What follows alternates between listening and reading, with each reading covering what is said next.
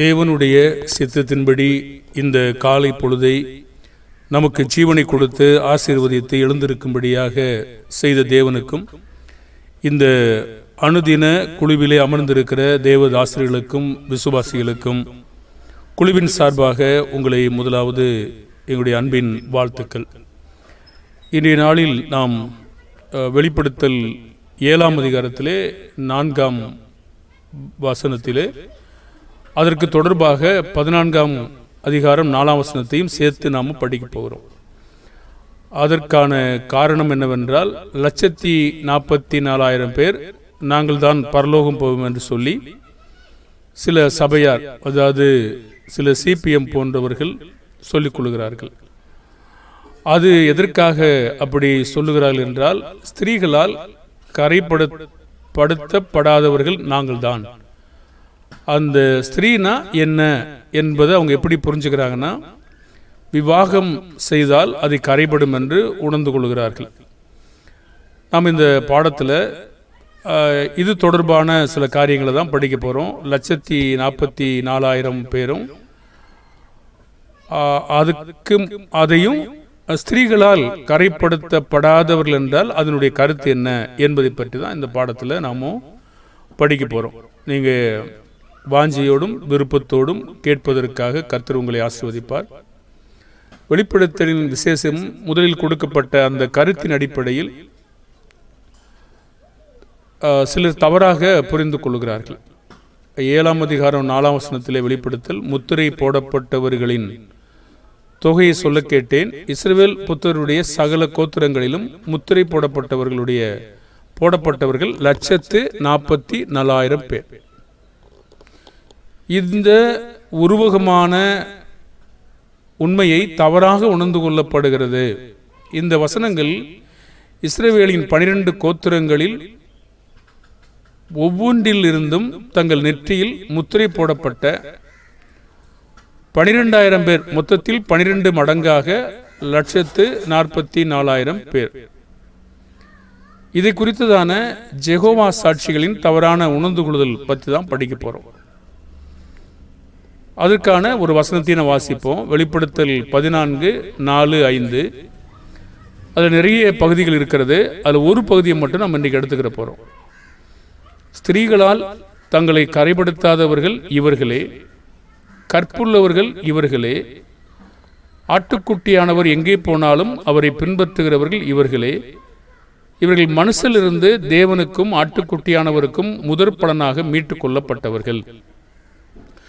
14ஆம் அதிகாரம் வரும்பொழுது கற்புள்ளவர்கள், பின்பற்றுகிறவர்கள், முதற் பலனானவர்கள், இது நம்ம படிப்போம். இப்போ ஸ்திரீகளால் கரைப்படுத்தாதவர்கள் இவர்களே. அப்போ இவங்க வாயில கபடம் காணப்படவில்லை. இவர்கள் தேவனுடைய சிங்காசனத்திற்கு முன்பாக மாசில்லாதவர்களாய் இருக்கிறார்கள். இவர்கள்தான் ரட்சிக்கப்படுவார்கள் என்கிறது யெகோவா சாட்சிக்காரர்கள். CPM காரங்க என்ன சொல்றாங்கன்னா, நாங்கள் தான் அர்ப்பணிப்பு பெற்று விவாகம் செய்து கரைப்படாமல் கர்த்தருக்காக கவலைப்படக்கூடிய முதற் பலனானவர்கள் என்று அவங்க சொல்றாங்க. வசனம் சரிதான், ஆனால் உணர்ந்து கொள்வது நாங்கள் தான். இந்த யெகோவா மக்கள் இதை எப்படி மாற்றினாங்கன்னா, 1,44,000 பேர் அவங்க கடந்து போயிட்டாங்க. அப்புறம் என்ன மாற்றினாங்கன்னா, அது மிக சிறப்பான விசேஷித்த 1,44,000 பேர் அப்படிங்கிறத ஒரு கருத்தை மாற்றினாங்க. சரி, இப்போ கேள்வி என்னவென்றால், இவங்க சொல்றது பாதி திருமணம் ஆகாதவர்கள் தான் அப்படி சொல்லப்படுதா என்பதுதான் பார்க்க போறோம். அதாவது விவாகம் பண்ணுனா கரையாகுமா? இது உலகத்தை பற்றி பேசுதா அல்லது விவாகத்தை பற்றி பேசுதா என்பதை நம்ம முதலாவது பார்க்கணும். முதலாவது, இது ஸ்திரீகள் என்ற உடனேயே அவங்க நேரடியான சொல்லர்த்த ரீதியாக பெண்கள் தான் என்று புரிந்து கொள்றாங்க. அதாவது விவாகம் பண்ணுனா நாம கரைப்பட்டு போவோம், அவங்க கர்த்தருக்காக ஊழியம் பண்றவங்கள ஆக முடியாதுன்னு சொல்லி அவங்க நம்பிக்கை. இது நீங்க வெளிப்படுத்தல் 4ஆம் அதிகாரம் 3ஆம் வசனத்தை படிச்சீங்கன்னா, அவர்கள் சிங்காசனத்திற்கு முன்பாக 4 ஜீவன்களுக்கு முன்பாக மூப்பர்களுக்கு முன்பாகவும் புதுப்பாட்டை பாடினாங்க. அவங்க யாருன்னு கேட்டீங்கன்னா, பூமியிலிருந்து மீட்டுக்கொள்ளப்பட்ட 1,44,000 பேரை இல்லாமல் வேறொருவரும் கற்றுக்கொள்ள கூடாது இருந்தது. பூமியிலிருந்து மீட்டுக்கொள்ளப்பட்டவங்கன்னா யாரு? அப்போ உலகத்திலிருந்து மீட்டுக்கொள்ளப்பட்டவங்கன்னா யாரு? அப்போ ஸ்திரீகளால் கரைப்படுத்தாதவங்கன்னா யாரு? இது மாதிரி ஒரு கண்ணோட்டத்தில் நாம் அந்த பகுதியை பார்க்க போகிறோம். ஆனால் ஸ்திரீகளை பற்றி தான் நம்ம அதிகமாக பேச போகிறோம். இப்போ தேவன் விவாகத்தை பற்றி சொல்லும்போது எப்படி சொல்லியிருக்காரு? எல்லாரும் அறிந்த பாடம் தான் அது. எபிரேயர் 13:4 விவாகம் மதிப்புள்ளது, அதாவது யாவருக்கும் கனம் உள்ளது. இந்த விவாகம் மஞ்சம் எப்போ அசூசியப்படும்? அதாவது வேசிக் கல்லரா இருந்தால் விபச்சாரக்காரரையும் தேவன் நியாயம் தீர்ப்பார். இப்போ முதல் கேள்வியானது, விவாகம் மதிப்புள்ளது, கனம் உள்ளது என்று தேவன் சொல்றார். இப்போ விவாகம் கனமுள்ளது, மதிப்புள்ளதுன்னு சொல்லும் பொழுது நம்ம கரையானது அப்படின்னு சொல்ல முடியாது. ஏன் விவாகம் கனமாக இருக்கு? அதற்கான பதில் இது இல்லை. பொதுவாக விவாகத்தின் அவசியத்தை பற்றி இது வலியுறுத்துது. ஒருத்தர் ஏன் விவாகம் பண்ணணும் அப்படிங்கிறதுக்காக சொல்லப்படுது. 1 கொரிந்தியர் 7:2-3 ஆகிலும் வேசித்தனம் இராதபடிக்கு அவனவன் தன் சொந்த மனைவியையும் அவளவள் தன் சொந்த புருஷனையும் உடையவளாய் இருக்க வேண்டும். புருஷன் தன் மனைவிக்கு செய்ய வேண்டிய கடமையை செய்ய கடவன், அப்படியே மனைவியும் தன் புருஷனுக்கு செய்ய கடவன். அப்போ ஏன் விவாகம் நம்ம செய்யணும் அப்படின்னா, வேசித்தனம் இராதபடிக்கு. உங்களுக்கு வரங்கள் இருந்தால் நீங்கள் தனியாக இருங்க, அது உங்கள் காரியம், தேவன் உங்களுக்கு அளித்த வரம். ஆனால் வேசித்தனம் செய்யணும்னு முற்படும் போது விவாகம் பண்ணுவது நல்லது. அப்போ கண்டிப்பாக தேவன் வெளியில் சென்று வேசித்தனம் செய்வதற்கு பதிலாக நீங்கள் விவாகம் செய்வது அவசியம் என்று சொல்றார். அப்போ மனைவி கண்டடைகிறவங்க எப்படிப்பட்டதை கண்டடைகிறாங்கன்னு சொல்லி அதையும் பார்ப்போம். நீதிமொழிகள் 18:22 மனைவியை கண்டடைகிறவன் நன்மையானதை கண்டடைகிறான், கர்த்தரால் தயையும் பெற்றுக்கொள்ளுகிறான். இப்போ மனைவியை கண்டடைகிறவங்க எப்படி நன்மையானதை கண்டடைவாங்க? அது எப்படி சாத்தியம்?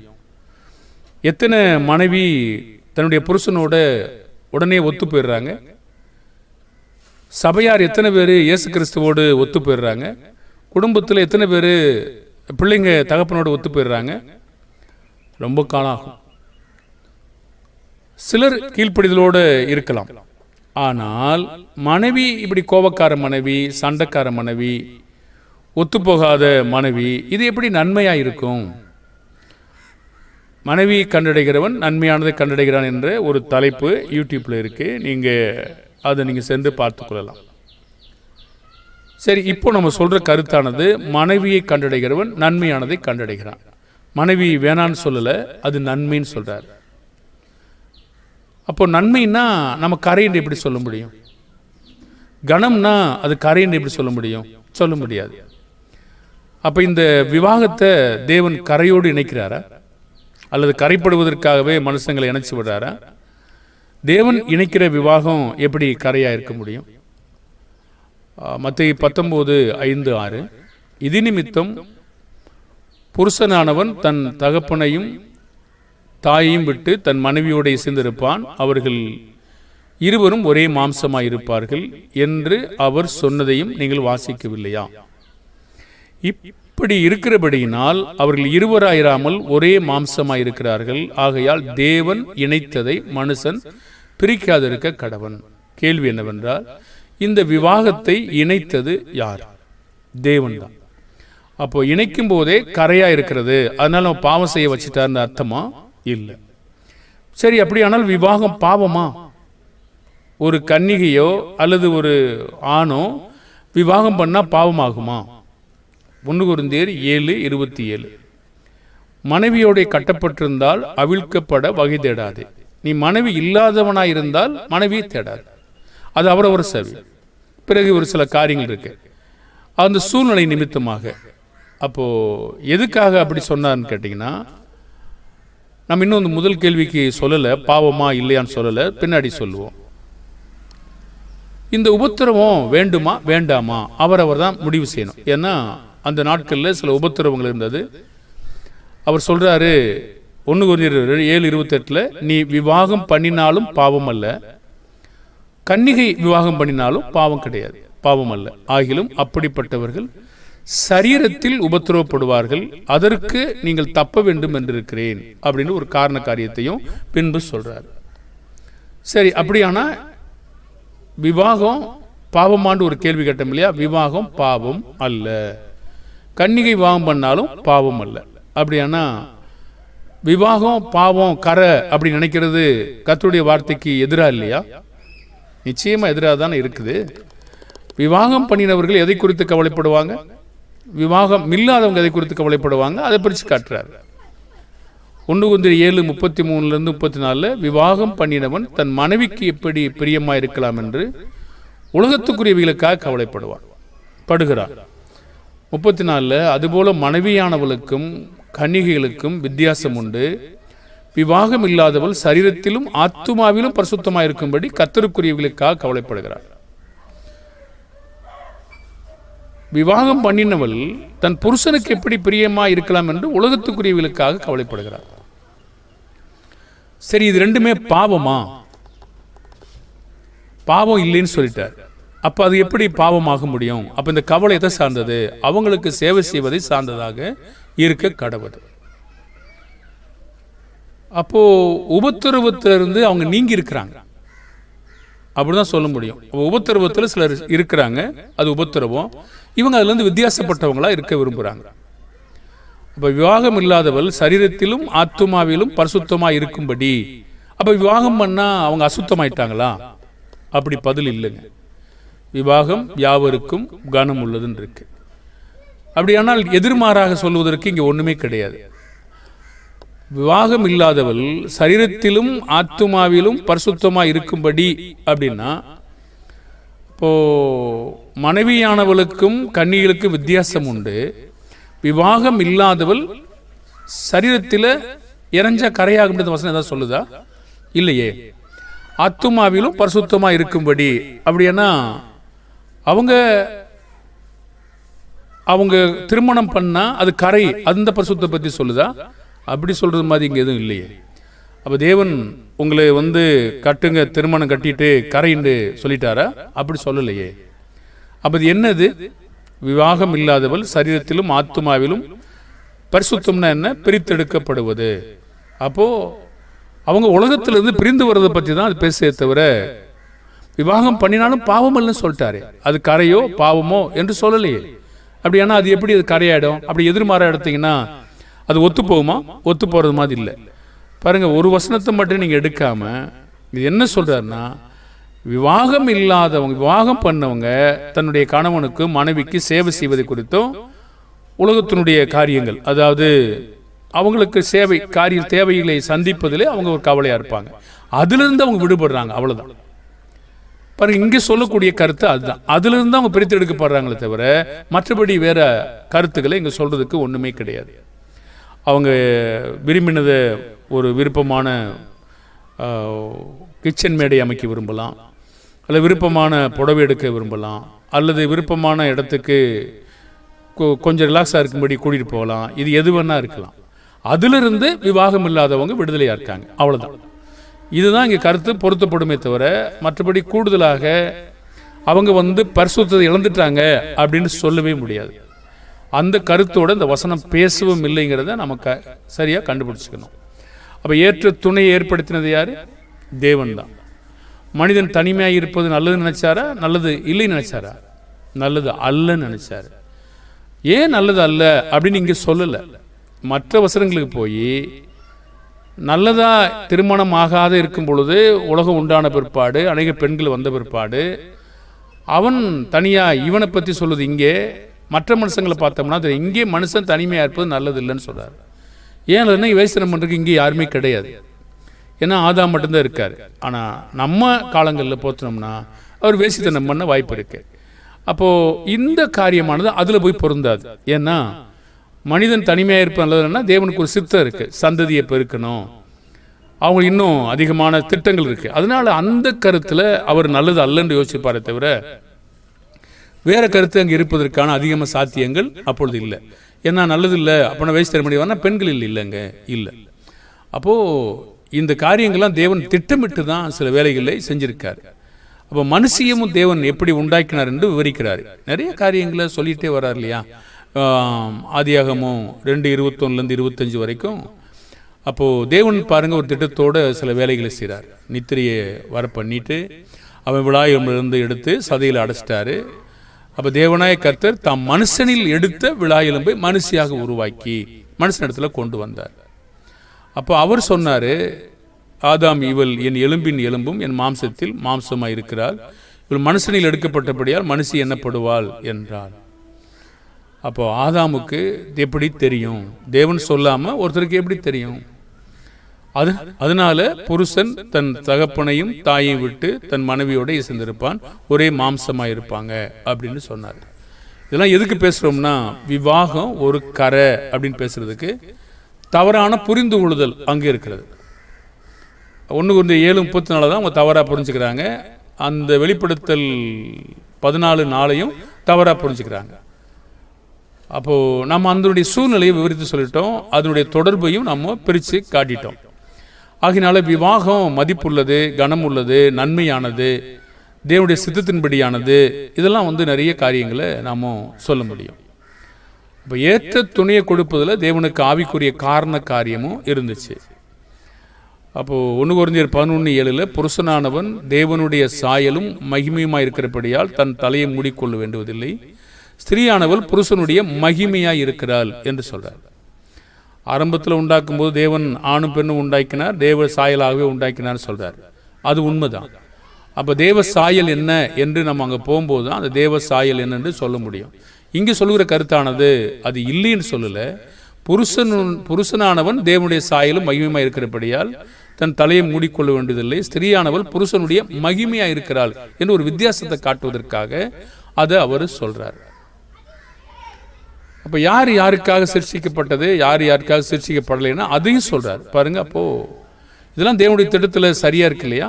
1 Corinthians 11:8, 9, 10 புருஷன் ஸ்திரீயிலிருந்து தோன்றினவன் அல்ல, ஸ்திரீயே புருஷனிலிருந்து தோன்றினவள். புருஷன் ஸ்திரீக்காக சிருஷ்டிக்கப்பட்டவன் அல்ல, ஸ்திரீயே புருஷனுக்காக சிருஷ்டிக்கப்பட்டவள். ஆகையால் தூதர்கள் நிமித்தம் ஸ்திரீயானவள் தலையின் மேலே முக்காடிட்டு கொள்ள வேண்டும் என்று சொன்னார். இப்போ யாருக்காக அல்லது பிறப்பு தோன்றுதல் என்று வரும்போது எந்த வித்தியாசமும் அங்கே இல்லைங்க. அதாவது நம்ம பிறக்கிறோம் தோன்றோம் அப்படிங்கும்போது வித்தியாசம் அங்கே காட்டலை.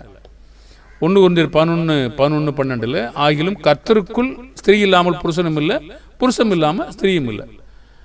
அப்போ 2 பேரும் கர்த்தருக்குள் என்று வரும்பொழுது மாறி மாறி ஒருத்தர் வந்தவங்க இருக்காங்க. அது எப்படி சொல்கிறாருன்னா, ஸ்திரீயானவள் புருஷனிலிருந்து தோன்றுகிறது போல புருஷனும் ஸ்திரீயினால் தோன்றுகிறான், சகலமும் தேவனால் உண்டாயிருக்கிறது. இந்த வகையில் வித்தியாசம் இல்லாமல் இருக்கு. கர்த்தருக்குள்ளும் இருக்கிறது, தோன்றுகிற விஷயத்திலையும் அப்படி இல்லை. ஆனால் தோற்றம் என்று வருகிற பொழுது தேவன் வித்தியாசத்தை காட்டக்கூடியவராக இருக்கிறார்.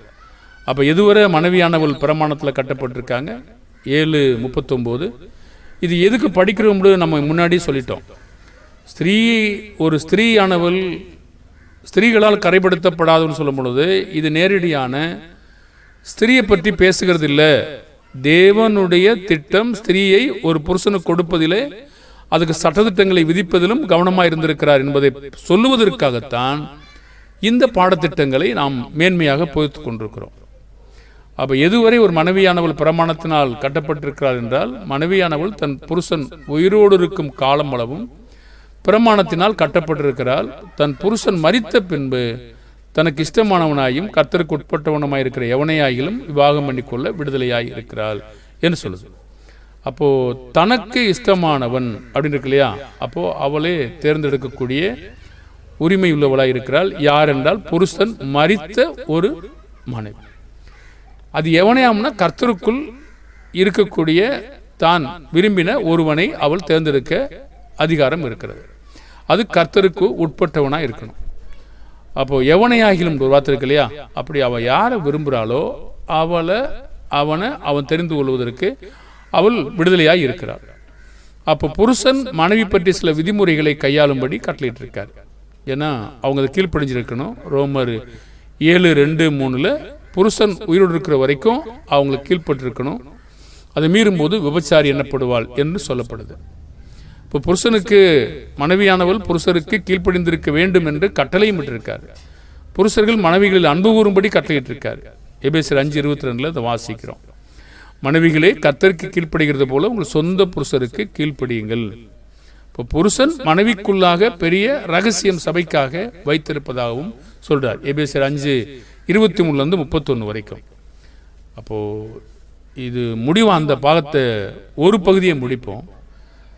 தேவன் புருஷர்களுக்காக இணைத்த மனைவி நமக்கு கரையா இருக்கிறதா என்று கேட்டீங்கன்னா கரையா இல்லை. அது கனமா இருக்கிறது, நன்மையா இருக்கிறது, பேசித்தனம் இல்லாமல் இருக்க உதவி செய்கிறது. அப்படியானால் அது கரை என்று நம்ம சொல்ல முடியாது. தேவனுடைய திட்டத்தில் அது இருக்கிறது. ஆக அது கரை என்று நம்ம நேரடியாக புரிந்து கொள்ள வாய்ப்பில்லை. அப்படியானால் அது நேரடியான ஸ்திரியை பற்றி பேசுவதில்லை, அதுவே தெளிவாக இருக்கிறது. சற்று நேரமாக இந்த வேதாகமோ அப்போ இந்த ஸ்திரீகளை பற்றி நேரடியான ஸ்திரீகளை பற்றி பேசலைன்னா உருவகமாகவும் ஸ்திரீகளை பற்றி வேதம் பேசுகிறதா போதிக்கிறதா என்று நம்ம சொல்லணும் இல்லையா? கண்டிப்பாக. அப்போ உருவகமான ஸ்திரீகளும் இங்கே பேசப்படுகிறதா என்று பார்க்க போறோம். மனைவி இல்லாவிட்டால் பிள்ளைகள் எங்கே? கண்டிப்பா இருக்க முடியுமா? இருக்க முடியாது. பிள்ளைகள் இல்லாவிட்டால் சபையில மூப்பர்கள் இருக்க முடியுமா? இருக்க முடியாது. இப்போ மனைவியும் இல்லை, பிள்ளைகளும் இல்லை, எப்படி இவங்க மூப்பர்களா இருக்கிறாங்க? சபையில் எப்படி இருப்பாங்க பாருங்க. அப்படியானா அவங்க சுயநலவாதிகளாக தான் இருக்காங்க. திருமணமாகாதவங்க சபையை ஆளுகை செய்ய தேவன் கட்டளையிட்டு இருக்காரா? எங்கே எங்கே வசனம்? எங்கே தேவனுடைய வார்த்தையின் அதிகாரம்? எங்கே? இல்லையே. ஆனா இன்னைக்கு ரோமன் கத்தோலிக்க மக்களும் மற்றும் சிபிஎம் மக்களும் அவங்க தான் அவங்க சபையை வழிநடத்தக்கூடியவங்களா பிரதானமானவர்களாக இருக்கிறதாக சொல்லிக் கொள்றாங்க. ஆனா தேவன் சொல்றாரு, மனைவி இல்லாவிட்டேன்னா பிள்ளைங்க கிடையாது. ஒருவேளை தத்தெடுக்கலாம். பிள்ளைங்க இல்லைன்னா மூப்பரும் இல்லை. அந்த பிள்ளைங்களை நல்லா வளர்க்கலைன்னா, தேவன் விரும்புகிறபடி வளர்க்கலைன்னா அதுவும் சரியா இல்லை. அது 1 Timothy 3:1-2-3. அப்போ கண்காணிப்பை விரும்புகிறவன் நல்ல வேலையை விரும்புகிறான்னு சொல்றாரு. அதுல 3-4-5 வாசிப்போம். தன் சொந்த குடும்பத்தை நன்றாய் நடத்துகிறவனும் தன் பிள்ளைகளின் சகல நல்லொழுக்கம் உள்ளவர்களாய் கீழ்ப்படிய பண்ணுகிறவனுமாய் இருக்க வேண்டும். ஒருவன் தன் சொந்த குடும்பத்தை நடத்த அறியாதிருந்தால் தேவனுடைய சபையை எப்படி விசாரிப்பான்? அப்படியானா அவனுக்கு மனைவி பிள்ளைகள் இதெல்லாம் இல்லாம அவர் எப்படி சபையை விசாரிக்க முடியும்? அப்போ அங்கே அவங்க பெரிய தவறு செய்கிறாங்க. கண்டிப்பாக நிறுவனங்கள் தான் நடத்தணும். வேதாகம மாதிரியான சபை அது கிடையாது. அப்படியான முதல் கூற்று நமக்கு மொத்தமாக தவறாய் போச்சு. ரெண்டாவது, வேதாகமும் உருவகமான ஸ்திரீகளை பற்றி பேசுகிறதா போதிக்கிறதா என்பதை பற்றி நாம் சிறிது நேரமா பேசணும். வெளிப்படுத்தல் 17:5 பார்த்தீங்கன்னா, மேலும் ரகசியம் மகா பாபிலோன் வேசிகளுக்கும் பூமியில் உள்ள அருவருப்புகளுக்கும் தாய் என்னும் நாமம் அவள் நெற்றியில் எழுதியிருக்கிறது. ஏன் தகப்பன் என்ற நாமம் ஏன் சொல்லல? எனக்கு தெரியல. ஏன்னா தாயிட்டிருந்து தான் நிறைய காரியங்கள் பரவுறதாக பெண்களை பற்றி தான் அதிகமாக பேசுறாரு. அவங்க பால் ஊற்றுறது, பிறகு அவங்க பெற்றெடுக்கிறது, இந்த காரியங்கள்லாம் பார்த்தீங்கன்னா அங்கிருந்து தான் வர்றதுக்கு சில நேரத்தில் தாய் என்று சொல்லப்படுது. அப்போ இங்கிருந்தா அது நல்ல காரியங்களுக்கு சொல்லப்படுது, கெட்ட காரியங்களுக்கு சொல்லப்படுது. தாய் பட்டணம் என்று கூட சொல்லப்படுகிறது. இன்னைக்கு அநேக மக்கள் தங்களை தாய் சபை என்று சொல்லிக் கொள்வதில் பெருமையா இருப்பாங்க. ஆனால் தாய் சபை என்று சொல்லிக் கொள்ளுகிற யாருமே தாய் சபையில் இல்லை. அப்போ அது பொய்யான மாயான தோற்றமாக தான் இருக்கிறது. அப்போ அவருடைய உபதேசத்திலும் இல்லை. அப்போ இங்கே பாபிலோன் உருவகமான ஒரு பாபிலோனை தேவன் சொல்றாரு, ஒரு தாய்க்கு தொடர்பாக பேசுறாரு. 17ஆம் அதிகாரம் 1ஆம் வசனத்தை வாசிக்கிறேன். 1, 2, 3 தொடர்ந்து அந்த கேட்டுட்டே வாங்க. 7 கலசங்களுடைய அந்த 7 தூதர்கள் ஒருவன் என்னோட பேசி, நீ வா, திரளான தண்ணீர் மேல் உட்கார்ந்து இருக்கிற மகா வேசியோடே பூமியின் ராஜாக்கள் வேசித்தனம் பண்ணினார்களே, அவளுடைய வேசித்தனமாகிய மதுவால் பூமியின் குடிகளும் வெறி கொண்டிருந்தார்களே என்று சொல்றார். அப்ப வேசித்தனமாகிய மது ஒரு காரியம் வெளிச்சமா இருக்கு. அப்போது எல்லா ஆண்களும் அவர்கள் தேடுவது பெண்களைத்தான். அப்போ வேசித்தனம் பண்ணுவதில் அந்த போதையில் மயக்கம், அதாவது ஓசியால் நீங்கள் பார்த்தீங்கன்னா வேசித்தனமும் மதுபானமும் இருதயத்தை மயக்கும் என்று ஒரு வார்த்தை இருக்கிறது. இப்போ தேவன் அதற்காக கூட இவ்வாறு பேசியிருக்க வாய்ப்பு இருக்கிறது. இப்போ அவளுக்கு வருகிற ஆக்கினை 2 சொல்லுது. அப்போது 3ஆம் வசனத்தில் ஒரு ஸ்திரீ ஏறி இருக்க கண்டேன். அப்போ பிறகு சொல்லுவதை நீங்கள் பாருங்களேன், ஒன்று ஒன்றா சொல்லிட்டே வர்றாரு. இந்த உருவகமான பாபிலோனுக்கு ஏன் தாய் என்று பேர் இருந்தது என்று சொல்லி விளக்கத்தையும் அவர் தர்றார். அப்போது 4ஆம் வசனத்தில் அந்த ஸ்திரீ ஒரு சிவப்பான ஆடை தரித்து ரத்தினங்களினாலும் பொன்னினாலும் முத்துக்களினாலும் சிங்காரிக்கப்பட்டு தன் வேசித்தனமாகிய அருவறுப்புகளாலும் அசுத்தத்தாலும் நிறைந்த ஒரு பொற்பாத்திரத்தை கையில் பிடிச்சிருக்கார்.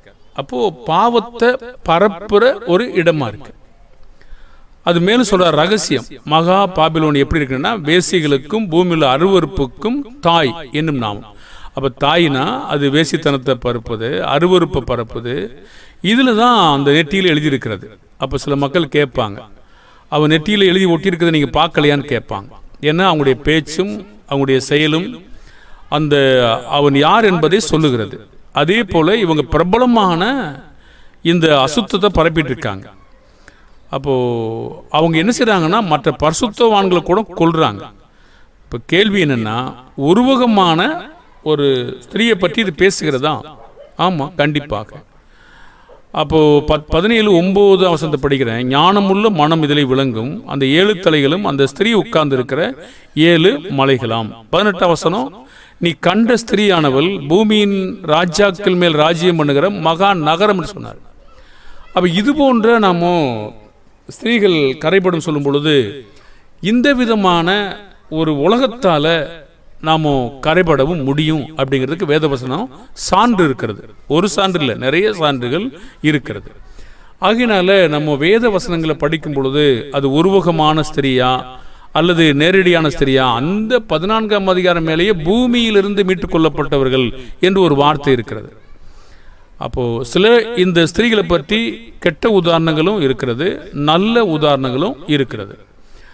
அப்போ வெளிப்படுத்தல் விசேஷத்தில் நீங்கள் பார்க்கும்போது ஒரு ஸ்திரீ என்று பேசுகிறாங்க, அது ஒரு நல்ல உதாரணமாக தான் இருக்குது. தேவனுடைய ஜனங்கள் என்ற அர்த்தத்தோடும் இருக்கிறது. இது நம்ம ஏற்கனவே வெளிப்படுத்தல் 12ஆம் அதிகாரம் ஒரு 2 பாடங்களை நம்ம யூடியூப்பில் பேசியிருக்கிறோம். அதை நீங்கள் போய் அங்கே பார்த்துக்கலாம். அப்போது இதெல்லாம் நம்ம கற்றுக்கொள்ள வேண்டியது கேட்டிங்கன்னா, ஸ்திரீகள் பூமிக்குரிய ஒரு ஸ்திரீயை மட்டும் பேசாமல் உருவகமான ஸ்திரீகளையும் பற்றி பேசுகிறத நம்ம பார்க்க முடியும். அதே போல் இன்னும் நிறைய ஸ்திரீகளை பற்றி சொல்ல முடியும், நம்ம இப்போ சொல்லலை. ஏசாயா புஸ்தகத்தில் இருக்கிறது. அப்போது CN குமாரத்தியை பற்றி பேசும்போது ஸ்திரீயாக தான் பேசுகிறாரு. எருசலேமில் பாலை சூப்பி குடிச்சிங்கன்றாரு. புதிய ஏற்பாட்டில் பேசும்பொழுது கலாத்தியர் 4:24 29 வரைக்கும் 2 ஸ்திரீகளை 2 ஏற்பாடாக அவர் பேசுகிறார். அப்போ அடுத்த ஒரு ஸ்திரியை பற்றி சொல்கிறாரு, பிள்ளை பெறாத மலடியே மகிழ்ந்துரு, சபைக்கு தொடர்பாகவும் பேசுகிறார். அனாத ஸ்திரீ அந்த விதமாகவும் பேச ஆரம்பிக்கிறார். அப்படின்னா நல்ல வகையிலையும் பேசப்படுது, தவறான வகையிலையும் பேசப்படுது. ஆகையினால நம்ம ஸ்திரீ என்ற உடனேயே ஓஹோ அது பெண்ணு தான் மட்டும் நம்ம நினைக்க வேண்டாம்.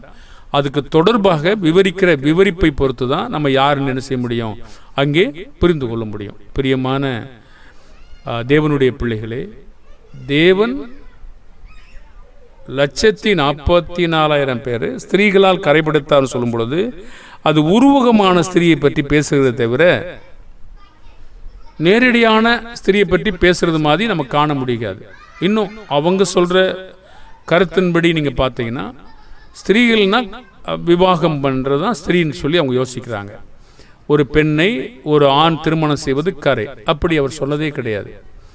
பாவம் என்று சொன்னது கிடையாது, கரை என்று சொன்னது கிடையாது. அதுக்கு மாறாக பாவம் இல்லை என்றும் அது கனமுள்ளதென்றும் மதிப்புள்ளதென்றும் அது வேசித்தனத்தை இல்லாதபடி சார்ந்திருக்கிறது குறித்தும் சட்டத்திட்டங்களையும் மூப்பொருளுக்கான தகுதி ஏற்படுத்துவதை குறித்தும் மிக மேன்மையான நன்மையான காரியங்களை குறித்து அது பேசுகிறது. ஏற்ற துணை என்பதாகவும் பேசுகிறது.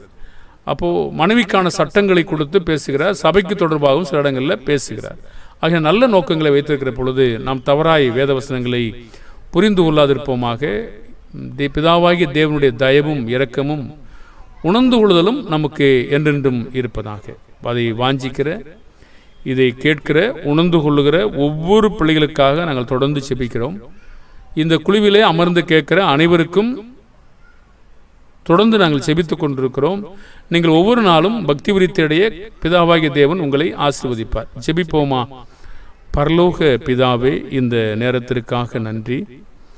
வேத வாக்கியங்களின் வல்லமையை நாங்கள் உணர்ந்து கொள்ள எங்களுக்கு பலன் தாரும் பிதாவே. இந்த புத்தகத்தை படிக்கும்போது மிகுந்த பயத்தோடும் ஜாக்கிரதையோடும் பிதாவே கவனமாகவும் வாதைகளை கூட்டிக் கொள்ளாதபடி படிக்க எங்களுக்கு உதவி செய்யுங்க பிதாவே. தவறான உணர்ந்து கொள்ளுதல் மக்களுக்கு எதிராக நாங்கள் சரியானதை சொல்வதற்கு எங்களுக்கு கண்களை திறந்திடும். அதற்கான ஞானத்தை தரும்படியாய் வேண்டிக் கொள்கிறோம். உம்முடைய தயவு எங்களுக்கு இருக்கட்டும். இந்த விவாகமானது கரை இல்லை என்பதையும், விவாகமானது பாவம் இல்லை என்பதையும், விவாகமானது நன்மையானது என்றும், விவாகமானது கனமுள்ளது என்றும், தேவன் விவாகத்தை இணைத்ததை குறித்தும், வேசித்தனமிராதபடி செய்ய வேண்டியது என்பதையும் நாங்கள் கண்டுகொண்டோம் பிதாவே. இது விவாகம் கரை என்று எந்த இடத்திலும் நாங்கள் வாசிக்கவில்லை. ஆகவே உருவகமான காரியங்களை பேசுகிற பொழுது சொல்லறுத்த ரீதியாக எடுத்துக்கொண்டு தவறான உணர்ந்து கொள்கிற பிள்ளைகள் மனம் திரும்பட்டும். நீரே இதை கேட்கிற அனைவரையும் ஆசீர்வதிங்க. இயேசுவின் நாமத்தில் செபிக்கிறோம் நல்ல பிதாவே, ஆமேன். வாழ்த்துக்கள் அன்பான தேவனுடைய பிள்ளைகளே.